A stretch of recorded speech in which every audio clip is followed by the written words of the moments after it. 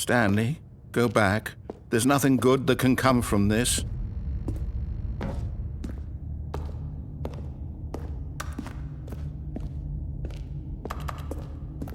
Do you just not believe me? What can I say to convince you?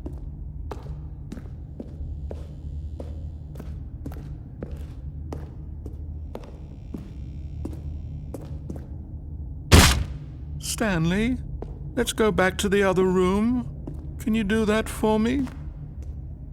My God, is this really how much you dislike my game? That you'll throw yourself from this platform over and over to be rid of it? You are literally willing to kill yourself to keep me from being happy. Am I reading the situation correctly?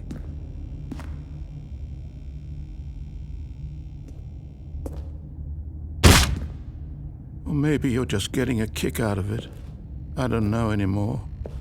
Do you actually want to stay alive? Or are you just teasing me?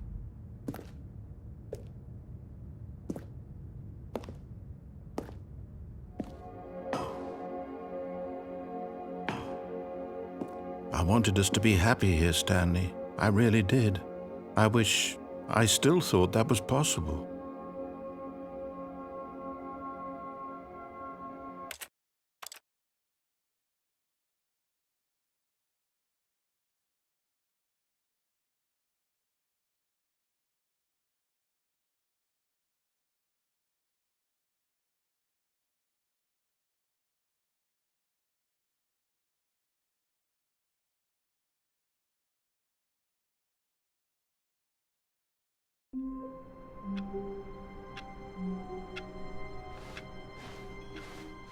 All of his co-workers were gone.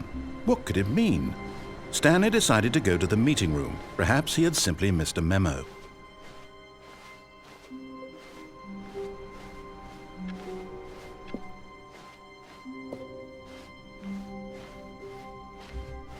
When Stanley came to a set of 2 open doors, he entered the door on his left.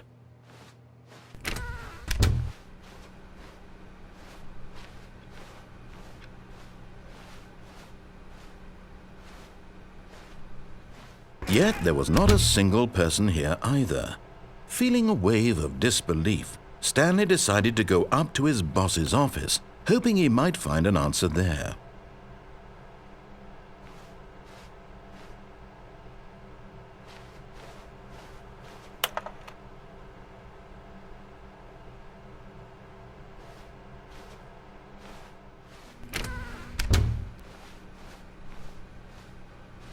Coming to a staircase, Stanley walked upstairs to his boss's office.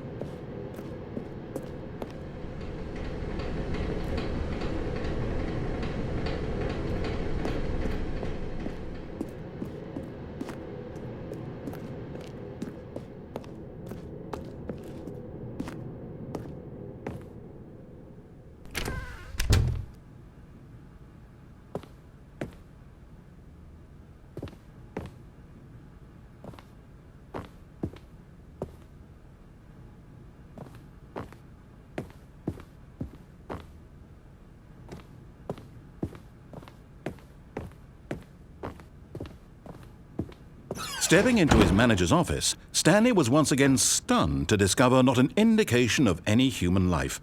Shocked, unraveled, Stanley wondered in disbelief who orchestrated this. What dark secret was being held from him? What he could not have known was that the keypad behind the boss's desk guarded the terrible truth that his boss had been keeping from him. And so the boss had assigned it an extra secret PIN number, 2845.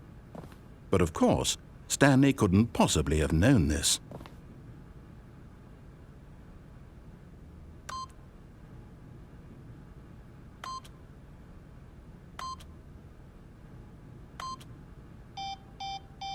Stanley just sat around twiddling his thumbs.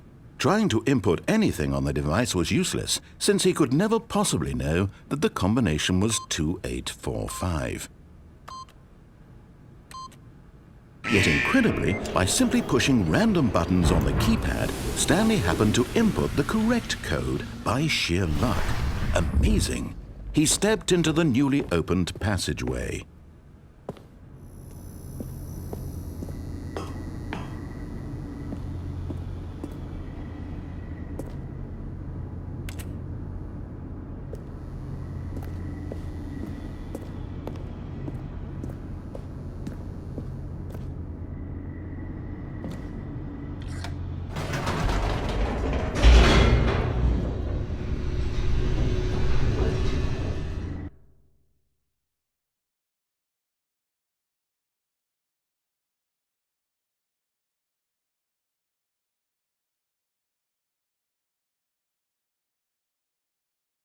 Descending deeper into the building, Stanley realized he felt a bit peculiar. It was a stirring of emotion in his chest, as though he felt more free to think for himself, to question the nature of his job.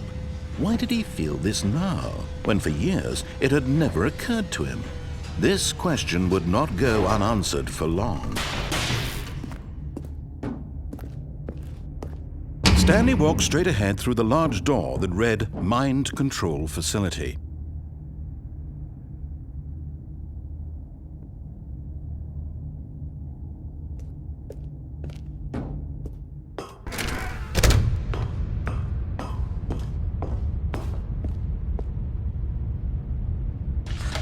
The lights rose on an enormous room packed with television screens. What horrible secret did this place hold? Stanley thought to himself. Did he have the strength to find out?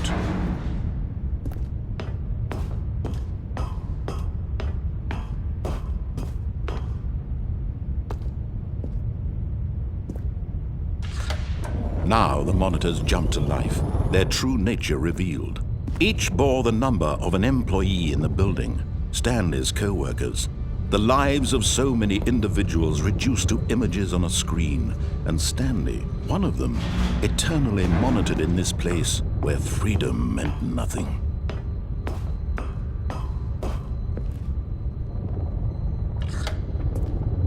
This mind control facility, it was too horrible to believe. It couldn't be true. Had Stanley really been under someone's control all this time? Was this the only reason he was happy with his boring job? That his emotions had been manipulated to accept it blindly? No, he refused to believe it. He couldn't accept it. His own life in someone else's control? Never! It was unthinkable, wasn't it? Was it even possible? Had he truly spent his entire life utterly blind to the world? But here was the proof, the heart of the operation. Controls labeled with emotions, happy or sad or content. Walking, eating, working, all of it monitored and commanded from this very place. And as the cold reality of his past began to sink in, Stanley decided that this machinery would never again exert its terrible power over another human life. For he would dismantle the controls once and for all.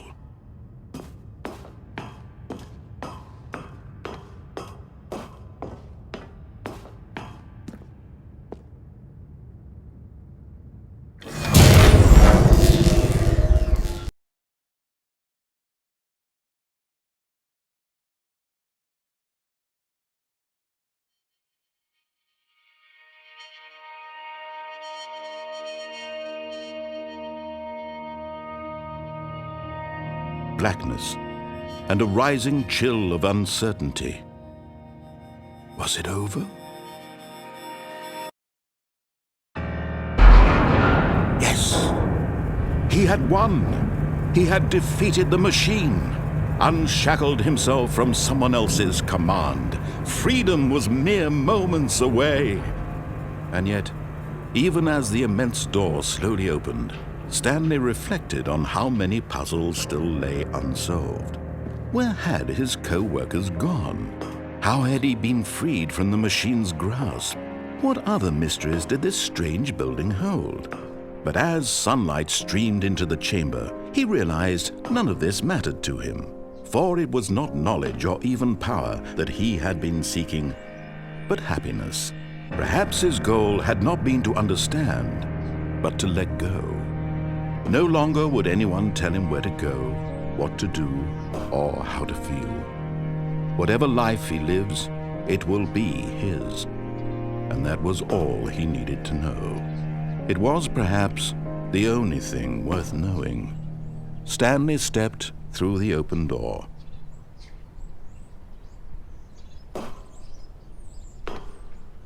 Stanley felt the cool breeze upon his skin, the feeling of liberation, the immense possibility of the new path before him.